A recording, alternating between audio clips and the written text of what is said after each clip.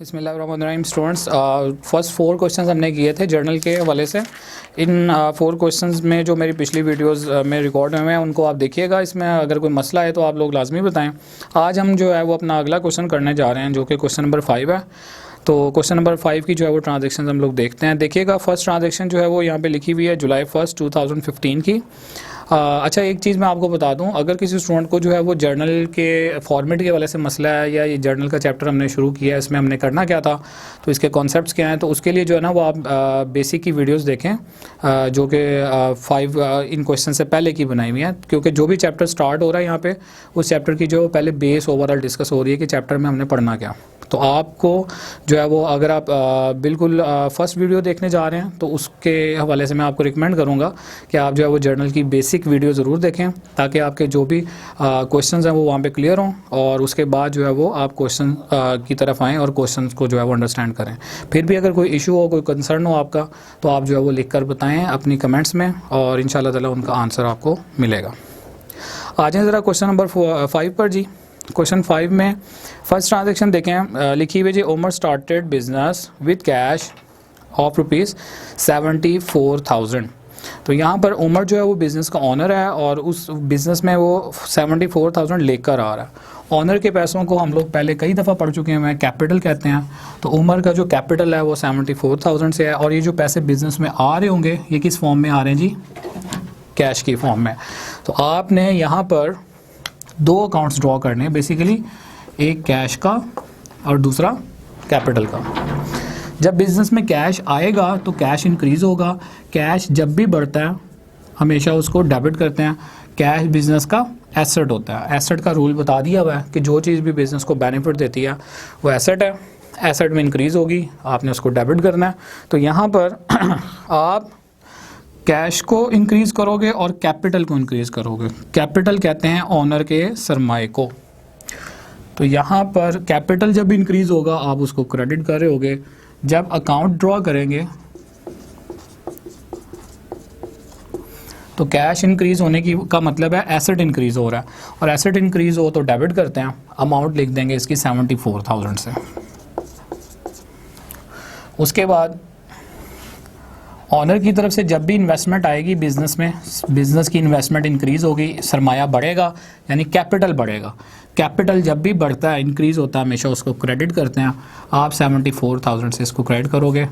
Honour का नाम ना लिखें, कैपिटल का वर्ड जो है वो लिखा जाए तो वो ज़्यादा बेहतर है सिर्फ, यानी कि उमर्स कैपिटल के बजाय कैपिटल अकाउंट। हमारी जो बुक की अप्रोच है उसमें यही है कि आपने ऑनर का नाम नहीं लिखना बल्कि कैपिटल का वर्ड लिखना है। कुछ जो है फॉरेन बुक्स हैं वहाँ पर जो है वो उमर पर्सन का जो है वो नेम भी साथ मेंशन कर दिया जाता है। दोनों तरह से ठीक है। बहरहाल इसमें जो है वो कैपिटल अकाउंट ने क्रेडिट होना है और इसकी जो डेट है वो आ रही है 1 जुलाई 2015 से। नेक्स्ट ट्रांजेक्शन देखिएगा, purchase goods for ₹14,000 on credit from Amjad. 14,000 की गुड्स हम अमजद से परचेज कर रहे हैं। तो अब यहाँ पर उधार पर खरीदी जा रही हैं गुड्स। आपको बताया था जब भी गुड्स को परचेज़ करते हैं हमेशा परचेजेस अकाउंट बनता है। गुड्स को परचेज़ करने का मतलब है बिज़नेस का एक्सपेंस बढ़ रहा है और एक्सपेंस बढ़ेगा तो डेबिट करेंगे। तो आपने जब भी गुड्स को परचेज़ करना है परचेजेस अकाउंट ड्रॉ करना है और इसको डेबिट करना है क्योंकि एक्सपेंस इंक्रीज़ हो रहा है।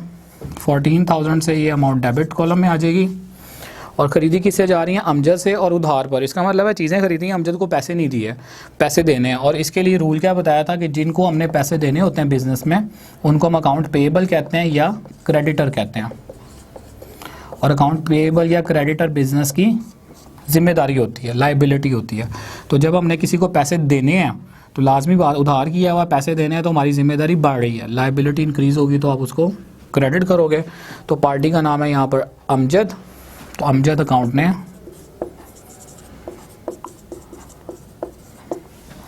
यहाँ पर क्रेडिट होना है बिकॉज यहाँ पर क्या हो रहा है जी? लाइबिलिटी इंक्रीज़ हो रही है। ये लिखना नहीं है, आपको समझाने के लिए मैंने बताया। तो लाइबिलिटी इंक्रीज़ होगी तो इसलिए आप उसको क्रेडिट कर रहे हो। ट्रांजैक्शन में जो है वो आप लिख सकते हैं परचेज गुड्स ऑन क्रेडिट या फ्रॉम अमजद, दोनों तरह से ठीक है। ट्रांजैक्शन की जो डेट है वो 2 जुलाई 15 है। थर्ड ट्रांजेक्शन देखिएगा जी, sold goods to Aslam for ₹9,000। 9,000 की गुड्स जो है वो असलम को सेल कर रहे हैं, तो ये भी जो है वो क्रेडिट ट्रांजैक्शन है, क्योंकि अगर किसी पर्सन का नेम आ जाए या पार्टी का नाम आ जाए तो वो हमारी उधार वाली ट्रांजैक्शन होती है, उसमें कैश इन्वॉल्व नहीं होता। तो स्टेटमेंट में क्या है जी, गुड्स सेल की हैं असलम को 9,000 रुपये की। तो जब आप गुड्स सेल करते हो, सेल बेसिकली बिजनेस की क्या होती है, इनकम है। और आपको बताया था कि जब भी बिजनेस की इनकम बढ़ेगी, सेल होगी तो इनकम इंक्रीज होगी, इनकम इंक्रीज हो तो आप उसको क्रेडिट करोगे। तो आपने यहाँ पर सेल्स अकाउंट को क्रेडिट कर लेना है और अमाउंट जो है वो यहाँ पर इसकी आ रही होगी जी 9,000 से। और असलम को गुड्स चूँकि सेल की हैं तो इट मीन्स कि असलम से आपने पैसे रिसीव करने हैं, पैसे लेने हैं। और असलम जिसको हम जो है वो पहले पढ़ चुके हैं पिछले क्वेश्चन में, जिससे पैसे लेने होते हैं उसको अकाउंट रिसीवेबल या डेटर कहते हैं। और अकाउंट रिसीवेबल या डेटर हमारे बिजनेस के एसेट होते हैं। एसेट जब भी इंक्रीज़ होता है हमेशा उसको डेबिट करते हैं। तो आपने असलम अकाउंट को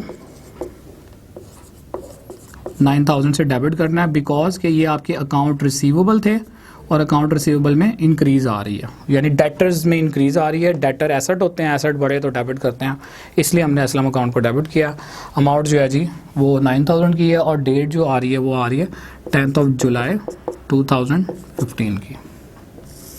ट्रांजेक्शन कंप्लीट होगी, लाइन ड्रॉ करेंगे, सोल्ड गुड्स टू असलम।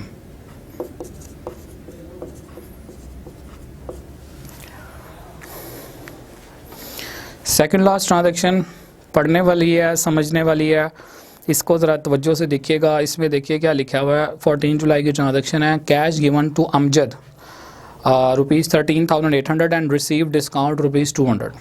आपने अमजद को पैसे दिए 13,800 और 200 रुपया उससे डिस्काउंट मिल रहा। अमजद के हवाले से बात करें तो आप ट्रांजैक्शन नंबर क्वेश्चन की 2 पढ़ेंगे, वहाँ पर क्या लिखा हुआ था कि गुड्स परचेज़ की थी अमजद से 14,000 रुपीज़ की, 14,000 की चीज़ें ली थी और उधार पर ली थी। अमजद को हमने जो है वो अपनी बिज़नेस की लाइबिलिटी बनाया था। लाइबिलिटी इंक्रीज़ होती है तो क्रेडिट करते हैं, इसीलिए हमने अमजद के अकाउंट को 14,000 से क्रेडिट किया था कि हमने 14,000 रुपये उसको देना है। अब जब हम उसको पैसे देने जा रहे हैं तो कितनी अमाउंट है जी 13,800 कैश गिवन टू अमजद 13,800। तो कैश अमजद को जब 13,800 से दोगे तो कैश आपका क्या है, बिज़नेस का एसेट है। और एसेट जो है वो जब भी बिज़नेस का कम हो रहा होता है, डिक्रीज़ हो रही होती है, हमेशा उसको क्रेडिट करते हैं। तो इसलिए आपने क्या करना है, कैश चूँकि एसेट है इसलिए इसको क्रेडिट करना है, क्योंकि कैश वाले एसेट में डिक्रीज़ आ रही है। तो 13,800 से आप इसको क्रेडिट कर दोगे। इस एंट्री को ज़रा समझना ध्यान से आप लोग। और इसमें जो है वो अगर आप देखें तो कह रहे जी 200 डिस्काउंट रिसीव हो रहा है। आपको बताया था there are 2 types of discount. Basically ये कैश डिस्काउंट है, 2 तरह का होता है बिजनेस में। एक होता है जी डिस्काउंट अलाउड और दूसरे को कहते हैं डिस्काउंट रिसीव्ड। डिस्काउंट रिसीव वाली ट्रांजैक्शन है ये कि 13,800 रुपया दिया है और 200 रुपया जो है वो हमें डिस्काउंट मिल रहा है। तो जब डिस्काउंट मिल रहा होगा तो डेफिनेट बात है वो बिज़नेस की क्या बन जाएगी, इनकम। यानी कि हमने उनको 14,000 देना था, 14,000 रुपया देना था, 14,000 में से 13,800 दे रहे हैं। 200 रुपया अमजद ने हमें छोड़ दिया, तो जो 200 रुपया हमें उसने रिलैक्स किया होगा वो हमारे बिज़नेस की इनकम होगी। डिस्काउंट के तौर पर उसने हमें छोड़ा है। हम इस इनकम को जब रिकॉर्ड करेंगे तो इसको डिस्काउंट रिसीव्ड के नाम से रिकॉर्ड करेंगे। तो आपने यहाँ पर डिस्काउंट रिसीव्ड अकाउंट जो है वो लिख देना और 200 से इसको क्रेडिट कर देना। तो कैश भी क्रेडिट हो रहा है और डिस्काउंट रिसीव भी क्रेडिट हो रहा है। ठीक है, इन दोनों को आपने बराबर लिखकर तो वहाँ पर क्रेडिट कर दिया।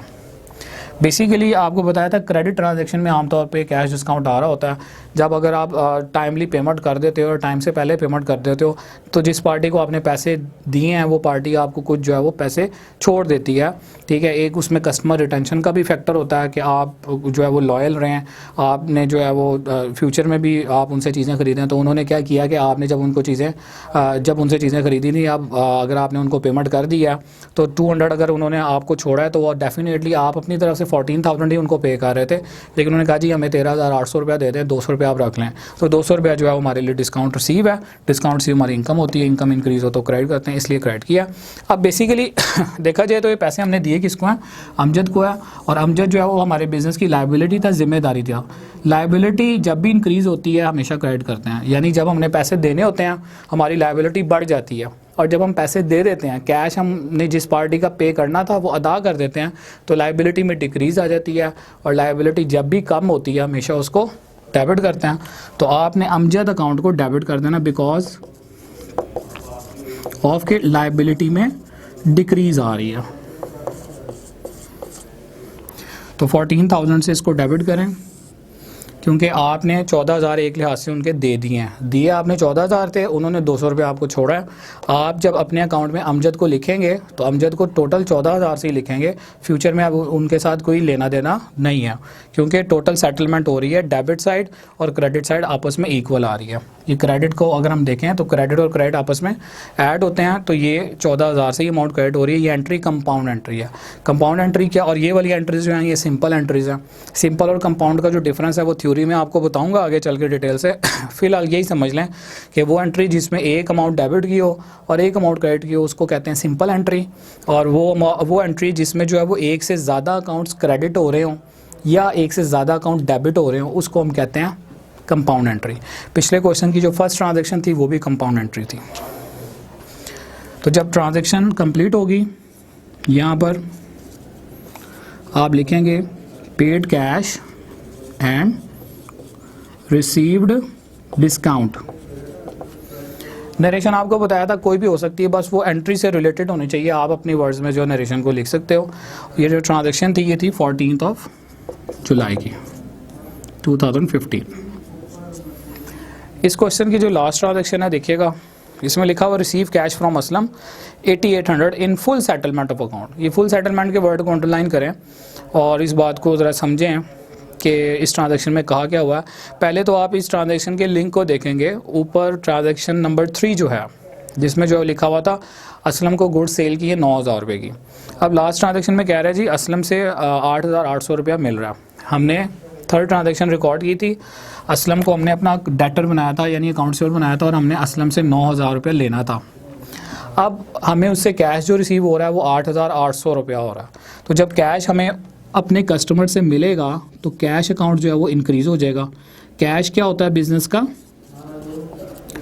एसेट होता है, और एसेट जब भी इंक्रीज़ होता है हमेशा उसको डेबिट करते हैं। तो 8,800 से आप इसको डेबिट करेंगे। और डिस्काउंट अलाउड, यहाँ पर सेकंड टाइप ऑफ डिस्काउंट हम देखने जा रहे हैं। अगर आप किसी को डिस्काउंट देते हैं तो वो आपके लिए क्या हो जाता है, एक्सपेंस हो जाता है। और एक्सपेंस जब भी इंक्रीज़ होता है बिज़नेस का हमेशा उसको डेबिट करते हैं। इनकम जब भी इंक्रीज़ होती है उसको क्रेडिट करते हैं। तो यहाँ पर जो है वो आपने डिस्काउंट दिया, कैसे पता लग रहा है, चीज़ें बेची थी 9,000 रुपये की, 9,000 और उधार पर सेल की थी और 9,000 रुपये आपने असलम से लेना था। अब 9,000 में से असलम जब आपको पैसे देने के लिए आया तो आपने उसे 8,800 जो है वो कैश रिसीव किया, और क्वेश्चन में लिखा हुआ है कि 200 जो है वो डिस्काउंट जो है वो दे रहे हैं। अब डिस्काउंट देने की जो है स्टेटमेंट नहीं आ रही, ऊपर वाले क्वेश्चन में लिखा हुआ था डिस्काउंट रिसीव्ड, वहाँ पर क्लियर पता लग रहा था, यहाँ पर हमें नहीं पता लग रहा। तो ये जो फुल सेटलमेंट का वर्ड आपको अंडरलाइन करवाया, इसका मतलब क्या कि आपने इसके अकाउंट को देखना है और इसके अकाउंट में जितनी भी अमाउंट बैलेंस में आ रही है ना उसको डिस्काउंट के तौर पर जो है वो डाल के तो सेटल कर देना, यानी कि आपने उसको ज़ीरो बैलेंस डिक्लेयर कर देना है। आपने फ्यूचर में उससे इसके वाले से, इस अमाउंट के वाले से कोई फर्दर जो है वो पैसे नहीं लेने। कैसे पता लग रहा है, अब लेने 9,000 रुपये थे, 8,800 रुपये हमने उससे लिया, तो 200 जो है वो क्वेश्चन में नहीं लिखा हुआ कि हम डिस्काउंट दे रहे हैं, लेकिन फुल सेटलमेंट का वर्ड आ रहा है। तो फुल सेटलमेंट का मतलब क्या कि जितने भी अमाउंट क्वेश्चन के अंदर बैलेंस में आ रही होगी ना, उस अमाउंट को आपने डिस्काउंट डिक्लेयर कर देना। तो यहाँ पर 200 हम उसको रिलैक्स कर रहे होंगे, छोड़ रहे होंगे, जो कि हमारे पॉइंट ऑफ व्यू से डिस्काउंट अलॉट होगा। और डिस्काउंट जब भी हम अपने कस्टमर को देते हैं वो हमारा एक्सपेंस होता है, और एक्सपेंस जब भी इंक्रीज़ होता है हमेशा उसको डेबिट करते हैं। इसलिए आपने डिस्काउंट अलॉट को डेबिट करना है 200 के साथ, और लास्ट में आपने असलम अकाउंट को क्रेडिट कर देना। असलम को क्रेडिट क्यों कर रहे हैं? क्योंकि बताया था कि असलम हमारा डेटर था, अकाउंट रिसीवेबल था। जब हमें अपने कस्टमर से पैसे मिल जाएंगे तो अकाउंट रिसीवेबल या डेटर में डिक्रीज़ आएगी, और अकाउंट रिसीवेबल या डेटर हमारे एसेट होते हैं। एसेट में जब भी डिक्रीज़ होती है हमेशा उसको क्रेडिट करते हैं। तो आपने 9000 रुपीज़ से ये अमाउंट क्रेडिट कर देनी है, और एक लाइन ड्रॉ करके आप जो है वो इसकी शॉर्ट नरेशन लिख देंगे। और नरेशन में क्या लिखना है आपने? Cash received in full settlement, या फिर नरेशन के अंदर आप ये भी लिख सकते हैं cash receive and discount allowed. तो यहाँ पर बस एक बात ये समझ लीजिएगा कि जब भी क्वेश्चन में फुल सेटलमेंट का वर्ड आए तो जिस पार्टी से भी पैसे लेने या देने हो, जितनी अमाउंट रिसीव हो रही है वो लिखने के बाद जो अमाउंट नहीं बताई हुई उसको आपने डिस्काउंट बना लेना, ठीक है। और उसको अगर तो डिस्काउंट दे रहे होंगे तो डिस्काउंट अलॉट के नाम से रिकॉर्ड कर लेना है, अगर डिस्काउंट रिसीव हो रहा होगा तो उसको डिस्काउंट रिसीव के नाम से लिख लेंगे। तो ये वाली जो ट्रांजैक्शन थी, लास्ट ट्रांजैक्शन थी 19 जुलाई 2015 की। ये क्वेश्चन हमारा यहाँ पे कंप्लीट हो जाता है। इस क्वेश्चन में कोई मसला हो तो आप बताइएगा, इंशाल्लाह ताला हम जो है उसको देख लेंगे। कोई किसी भी पॉइंट के वाले से कोई अगर आपका इशू आ रहा है तो इसको जो है वो अपने तौर पर आप समझने के बाद वीडियो अपने एंड पर जो है क्वेश्चन को पढ़ें और ख़ुद से सॉल्व करने की कोशिश करें। Thank you so much.